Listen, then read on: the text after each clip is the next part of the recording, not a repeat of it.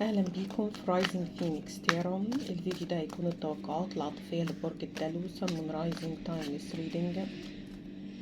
اتمنى طاقتكم توصل لي والقراءه تنطبق على اكبر عدد منكم. القراءه بتسري على الرجال والنساء وبتنطبق قراءه عكسيه. خدوا من القراءه اللي بينطبق على حياتكم وسيبوا الباقي.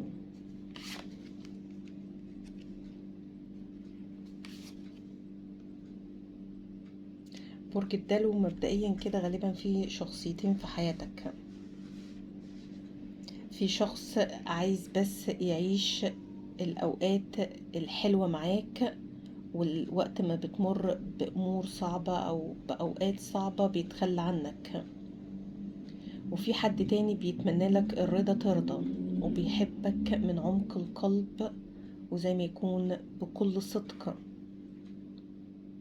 غالبا انت مختار المظاهر، مختار يمكن اللي هو العكس. انت سايب يمكن القلب الطيب وبتمشي ورا يمكن الإنسانة، أو انتي بتمشي ورا الإنسان اللي في الآخر هتتصدمي منك، يعني منه ومن نفسك صدمة عمرك. ففي حد محتاج يفوق أو زي ما يكون يغتسل، ياخد كده شاور ويفكر بطريقة سليمة، يرتب الأمور قبل ما يخسر الشخص الحلو اللي في حياته. بس في حد في حياته شخصين، شخص في منتهى الطيبة والروعة ومش بنفس الماسك او القناع، اللي هو اصلا الشخص الطيب ده مش لابس قناع، لكن الشخصية التانية لابسة قناع وداخل عليك، اللي هو مضحوك عليك وانت مايل ليه اكتر او انت مايلة ليه اكتر. في حد انت اصلا بيتمنى لك يعني انك تكون اسعد حد في الدنيا وافضل منه، ومش يعني مش بيدور ان هو ينتهز حاجة منك. بس انت دايما يعني الانسان بيدور فين، يعني اعمق حفرة اقدر اقع فيها او فين المصيبة علشان اروح لها، مع اني اهو في الارم، في انذار. ومشكلة ان الشخص الطيب اللي في حياتك او الانسانة الكويسة اللي في حياتك انتوا مدين لها ظهركم. فليه تستنى لغاية ما الايام تمر بيك او تقع في موقف تلاقي ان اكتر شخص اتمسكت بيه باعك، مع ان الشخص اللي كان هيموت عليك وكان متمسك بيك بايديه واسنانه انت بعته.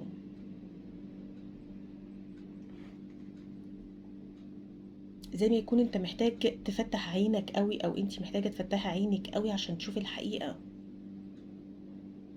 قبل ما تغرقي، او قبل ما يحصل امور ما انت مش يعني مش مستحب انك، او وضع مش مستحب انك تكون فيه.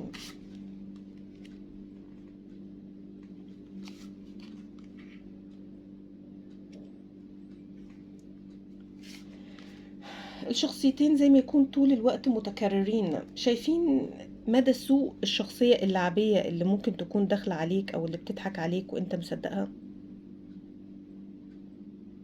في حين ان هي لما بتظهر واو، اللي هو ماسكة تفاحة ادم، وهي فعلا بتغريك بتفاحة ادم وهتاخد التفاحة بكل كامل ارادتك. بس في الاخر النتيجة مش هتعجبك، لان في الاخر هتطلع برج طويل وفي الاخر هترميك فيه. يعني هتسقط لوحدك وهتقول لها يعني ليه ارحميني، هتقول لك اللي بيرحم ربنا وانا مش ربنا.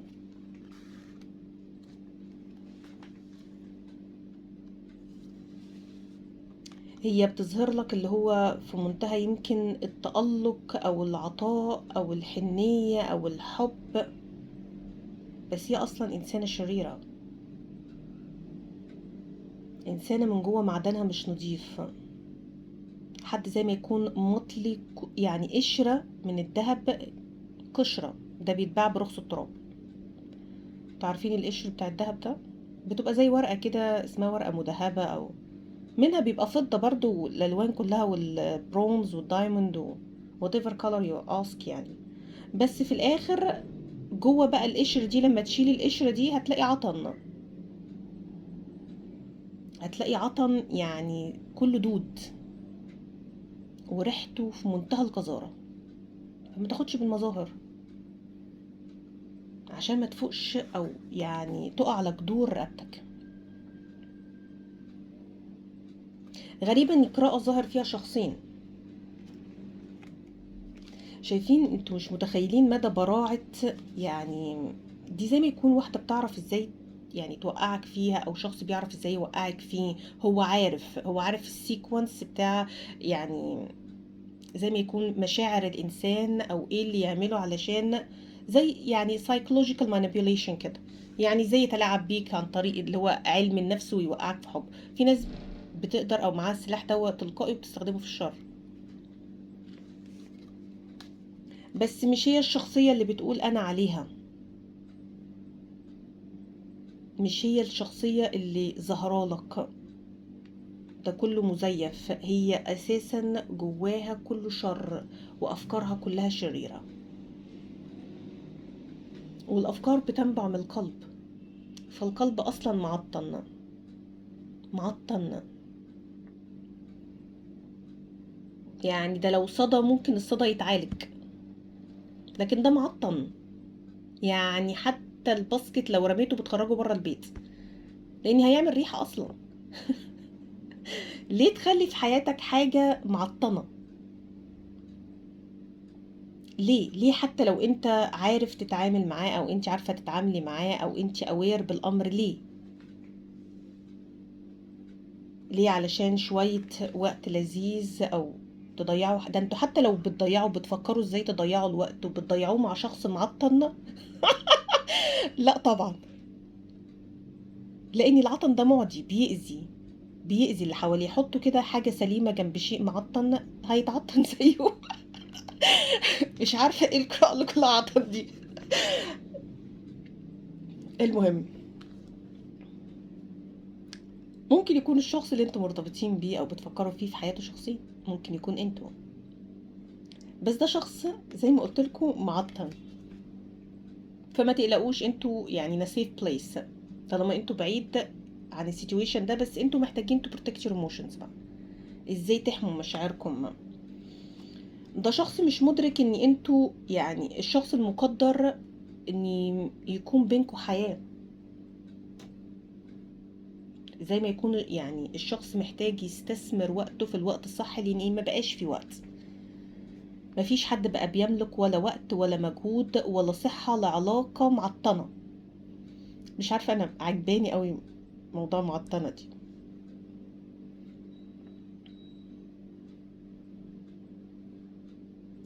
ايه رأيكم؟ عارفين زي ما يكون بالظبط كده زي شخص هاري نفسه يعني. زي ما يكون هقول لكم مثال بسيط، ويعني don't take it personally حتى لو في حد كده، اوكي؟ اللي هو شخص مثلا في الاساس ما كانش حد بيرضى يبصله، بس يمكن بطريقة او باخرى اهو يعني whatever الوسيلة، الشخص ده قدر يعمل مليون عملية تجميل، وبقى اهو مقبول النظر، وبقى افضل من الناس حتى اللي كان هو في يوم من الايام بيعجب بيهم. بس ابتدى يتعالى عليهم، وابتدى ان هو كل معاملة او اساءة كان بيتلقاها ابتدى ان هو يعني يمارسها ضد الاخرين. زي ما يكون انت اصلا لو كنت انا على وضعي انت ما كنتش عرفتني، فانا بعد ما صرفت او بعد ما اشتغلت، يعني اصل اللي بيشتغل على نفسه ده بيشتغل الافضل. فبعد ما انا ما وصلت للي انا فيه دوا، متخيل ان انا بالسهوله دي يكون اصلا عندي قلب؟ انا اصلا ما قابلتش في حياتي الحب علشان لما اقابلك اديه، حتى لو انا كنت عايزه احبك. فانا بقيت الشخص اللي انت يمكن بتعجب بيه، او بنفس يعني الدرجه اللي بتسمح ان هو يقرب منك. بس انا هتعامل معاك بأسوأ مما هم بقى بيعاملوك.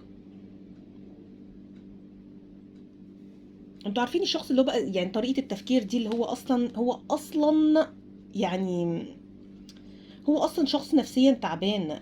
هيدي ازاي في علاقه ويكون في علاقه متزنه؟ ده هو اصلا شخص الشيطان يقعد على جنب ويقول له يعني انا اعلنت الاستسلام، كمل انت. انتوا متخيلين ليه بقى؟ ليه تلوثوا طاقتكم وتلوثوا نفسكم وتلوثوا افكاركم وتلوثوا صحتكم وتلوثوا وقتكم بشخص بالعطانة دي؟ ده شخص راطن معطن. اللي انا شايفاه ان ده شخص معطل. اتصرفوا بقى، انا مش عاجبني الوضع ده، ده وضع قذر. واصبحت بتجيده ببراعة، ببراعة.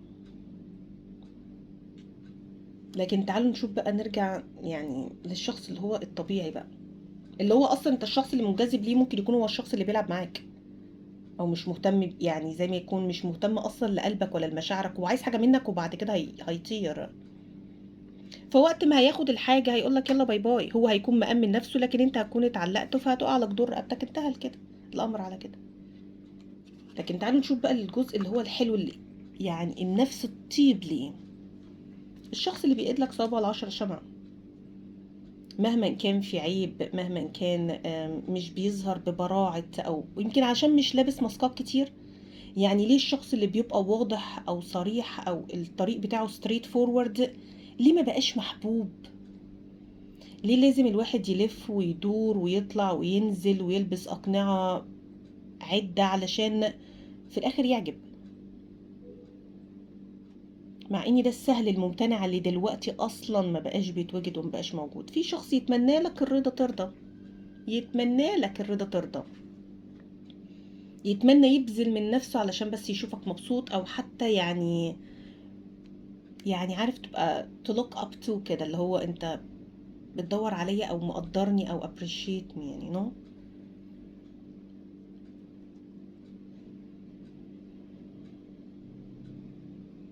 في حد ممكن يكون بطبعه بسيط، لكن هو يملك ان هو يعني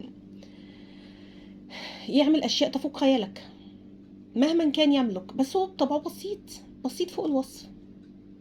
ده النفس البسيطة دي مريحة، مريحة فوق ما تتخيلوا، فوق فوق فوق ما تتخيلوا. مريحة في كلامها، في عشرتها، في حضورها، في عطاياها، في كل شيء. ليه بتختاروا اللي يألمكم او اللي يوجعكم، او اللي هو الشيء اللي هو بيبقى توكسيك ده؟ ليه التوكسيك ده ليه طعم كده حلو؟ ليه الشيء السام دوا لا، اللي هو لازم اجرب كل شيء انا بيبقى مغري وهو اصلا معطن؟ بالظبط كده، زي بعض الجانك فود او بعض الحاجات اللي ممكن تكون بيبقى معمول عليها اعلانات وهي اصلا فوتوشوب، والاصلا المنتج لو انت اشتريته اللي هو ايه القرف ده، تسكبوه كده في الباسكت وما تشربوش. بس الاعلانات بيبقى عارفين انتوا اللي هو بيبقى لازم تبقى بطريقة تشدك، فلما تشدك وتيجي تدوق، ده ايه القرف ده؟ مع انك كنت هتموت، الله الاعلان ده اكيد ده كل بيتكلم عليه ويتحكى عنه، بس لما تقرب ايه القرف ده؟ وتقولي يعني هو انا بس اللي بقول كده؟ طب ما الناس كلها هو يعني بتجري على الامر. ما هو ليه لازم انت تبقى ماشي تبع الكراود او تبع، يعني مش عارفه اقول لك ايه، الهيصه ولا الدعايه ولا الذباب؟ ليه ما بتبقاش انت مدرك انك انت شخص مختلف وتستاهل المختلف اللي زيك؟ ليه ما تدركش ان مش كل حاجه الناس بتجري عليها صح، وان الناس دلوقتي كتير لما بتجري ورا الشيء الغلط وبقاش الصح بيتعمل؟ فليه تبقى انت معاهم؟ فين التفكير؟ فين العقل هنا؟ ليه لازم نمشي يعني في نفس، يعني الله دول بيجروا لازم اجري معاهم؟ ما هم اكيد بيجروا لشيء شيق، طب ممكن يكون بيجروا لشيء تافه زيهم. ليه؟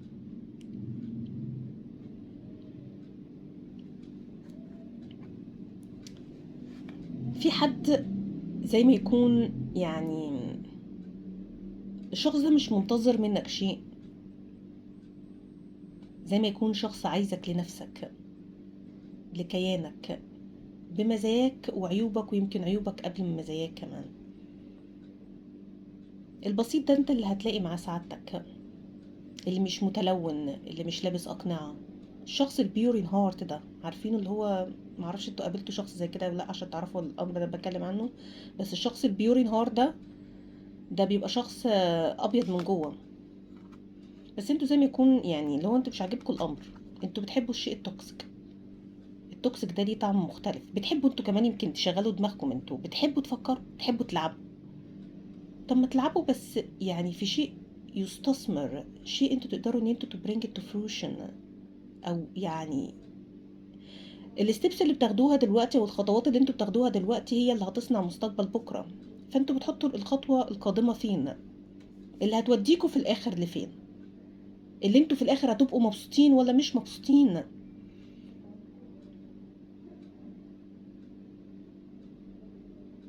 بالظبط كده. ممكن يكون شخص بيسقف لك على الوحش وما بيسقفلكش على الحلو، او الشخص اللي ممكن يبقى منافق ويسقف لك على الوحش والحلو، وانت تبقى فاكر ان الوحش منك حلو فتفضل تكرر انك تعمله، بس في حاجه فيها تسقيف برضه.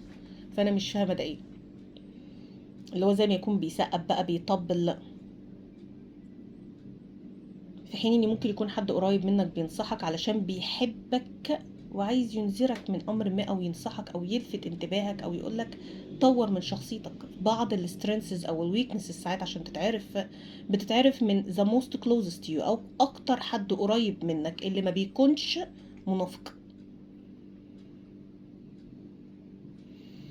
اللي ممكن يدرك عنك امور انت ما تدركهاش عن نفسك، وعلشان تعرفها لازم تسأله بديالوج. ففي حد محتاج يغتسل كده يفوق، تاخدوا شاور حلو كده، تقعدوا ان زي ما يكون calm place او مكان كتير هادي، او تشوفوا الامور من بعيد، او تعملوا حتى creative plan او خطة اكتشفوا بيها بالشخص اللي لابس قناع من الشخص الحقيقي. فوقوا.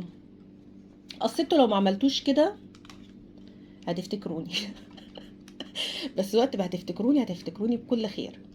بالظبط زي الشخص اللي بيكون قريب ليك او مهتم لمصلحتك وبينصحك، وانت رميت بالنصيحة عرض الحائط، بس جه وقت بقى الجادجمنت داي. اللي يعني مش الجادجمنت داي اللي هو اللي هو الجادجمنت داي اللي هو الحساب اللي بينك وبين نفسك بقى، اللي انت بتقعد تحاسب نفسك. طب ليه؟ صحيح انا عايزاكم تفتكروني بس مش بالسوء، يعني مش بالسوء دوا او بالوضع اللي انتوا هتكونوا فيه دوا.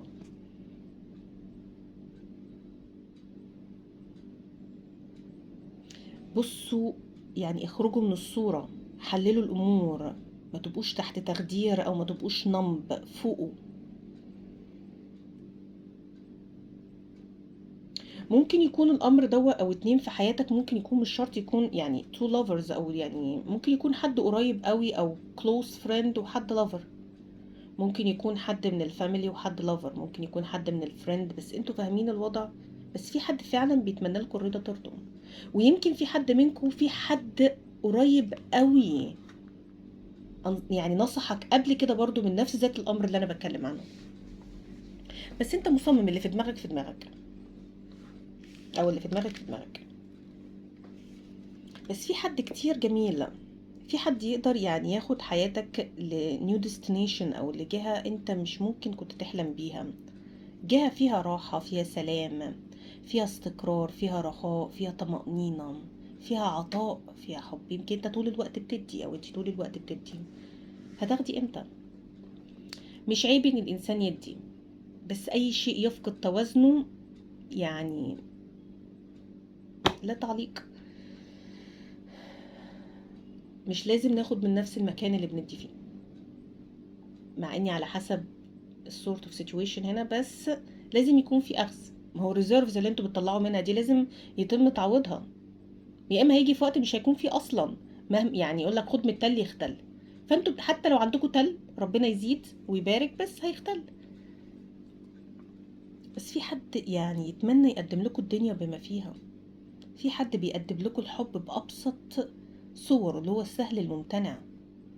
في حد is very pure in heart قدامكم، ليه مش شايفينه؟ هل خايفين منه او شاكين فيه؟ هل في مخاوف جواكم؟ هل خايفين تتعلقوا بيه زيادة عن اللزوم؟ هل انتوا متعودين على العلاقات التوكسيك، او انتوا بتاتراكت او بتجذبوا ليكوا الحاجات التوكسيك اللي هي بتبقى زي ما يكون فيها مشكلة؟ او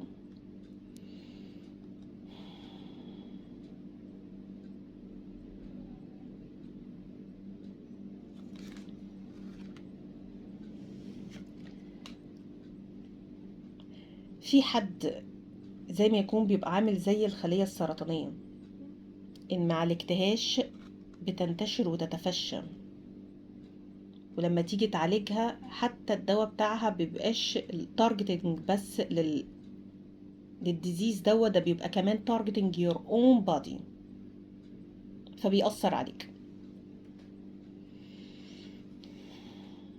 وده اللي ساعات بيؤدي ان يعني الانسان يتأذي، مناعته لازم تتقتل، حاجات كتير. ليه؟ الحاجة ساعات لما بتعالجهاش في الأمر، يعني الأمر لما بتسيب وبيتفاقم ويبقى بعد كده معالجته صعب، بيتفشى وممكن ينتهي بصورة انت راسمها، بس يعني فاكر ان انت عليها كنترول، بس في الآخر ممكن تسبب لك دوشة في غنى عنها.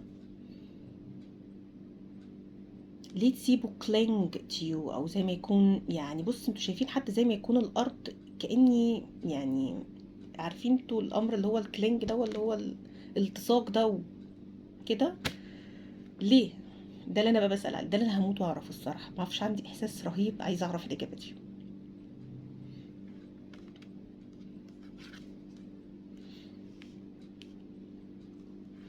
في شخص بيراقبك في صمت، ويمكن حاسس انك بتبصله بضآلة او مش مهتم بيه او مش فارق معاك، بس هو بيحمل ليك من الحب، بيبان في عينيه. زي ما يكون بحس ان في شخص يعني بيحبك حب حقيقي، وشخص بيحبك حب حقيقي، زي سيكريت ادمايرر كده او سيكريت كراش، او شخص ممكن تكون اوريدي في حياتك او يعني you know بس مش قادر ياخد راحته في ان هو يعبر عن مشاعره،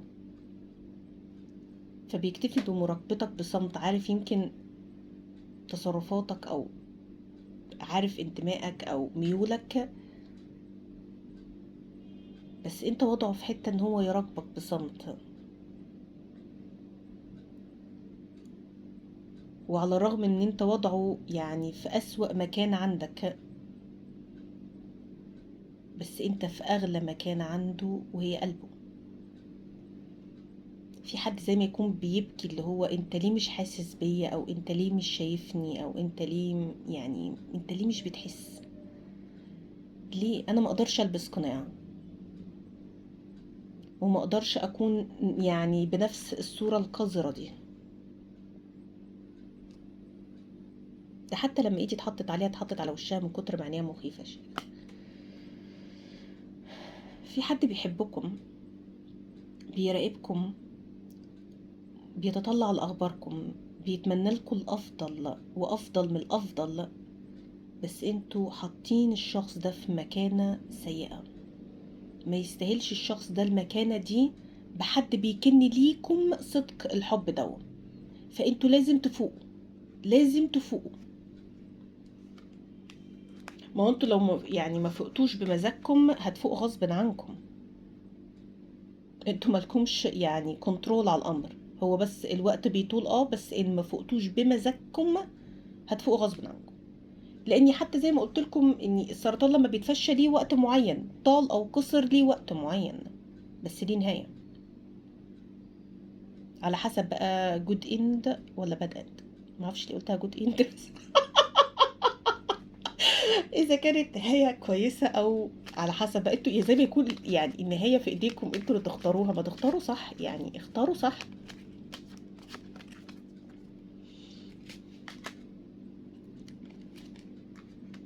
طب انتوا بتتصرفوا كده ليه؟ هل يعني بجروح جواكم او ببين بادي جواكم؟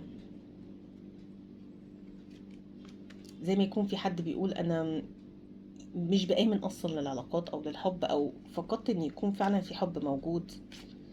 في حد يمكن بيقول انا فعلا محتاجة اتعالج، اعالج نفسي حتى على الاقل. I need to heal my own issues first. يمكن في شخص اصلا زي ما قلت لكم من كتر ما هو مر بحياته بإيشوز او بامور كتير سلبية ابتدى يعامل بيها الناس. فهل انتم محتاجين تفوقوا قبل ما تفوقوا غصب عنكم، ولا يمكن كمان محتاجيكم يعني ان انتوا تحذروا من الناس اللي هي اصلا ملوثة من الداخل مش بمزاجها؟ ما قلناش ان هي بمزاجها، بس بامور كتير اختبروها لوثوا داخلهم، فهو اصلا متلوث، ليه بقى تلوث نفسك؟ step by step I'm becoming the person you deserve. ما تاخدوش بالوعود المزيفة، خدوا بالافعال، خدوا باللي بيظهر مشاعره او حبه. اديته انذار مرة واتنين والتالت بتتنازلوا ليه؟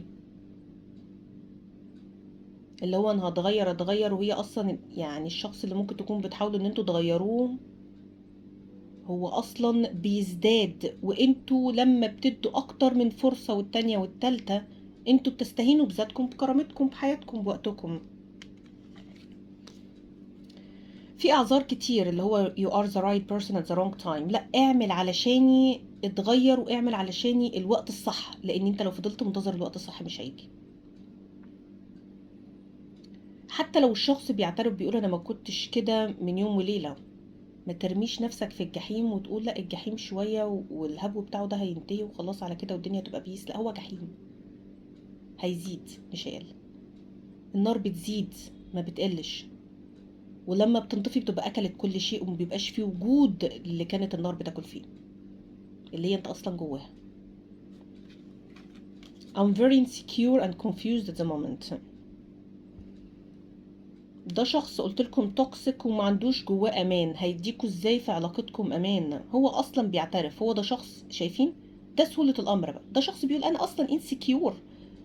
طب ازاي بقى هيدي العلاقة يعني يشعركم بالامان او الاستقرار في العلاقة؟ انتوا بتدوروا على الحب فين؟ I'm confused at the moment. ده شخص اصلا مش عارف هو رايح فين ولا جاي منين، مش فاهم اصلا مشاعره. هيفهمكم انتوا؟ هو عنده وقت لنفسه عشان يديكم وقت انتوا؟ هو عنده ان يشغل دماغه لكن ما عندوش وقت لمشاعره، ما عندوش وقت ان يكون جواه قلب، ولا لا هو اصلا يمكن القلب معطل. I'm hiding my true feelings. I'm hiding. انا بخفي اللي جوايا. انت بتشوف اللي قدامك، اللي ظاهر ليك اللي هو واو، لكن انت ما تعرفش اللي جواه، وهو اصلا بارع في الامر. I'm hiding. hiding و excuses هيوصلوا لايه؟ هيوصلوا انك هتيجي في وقت هتفوق، بس مش بالطريقة اللي انت كنت متصورها. الشخص ده بقى لما يعني زي ما يكون بييأس من طرق عدة في التعامل معاكم، بيروح دايس على العاطفة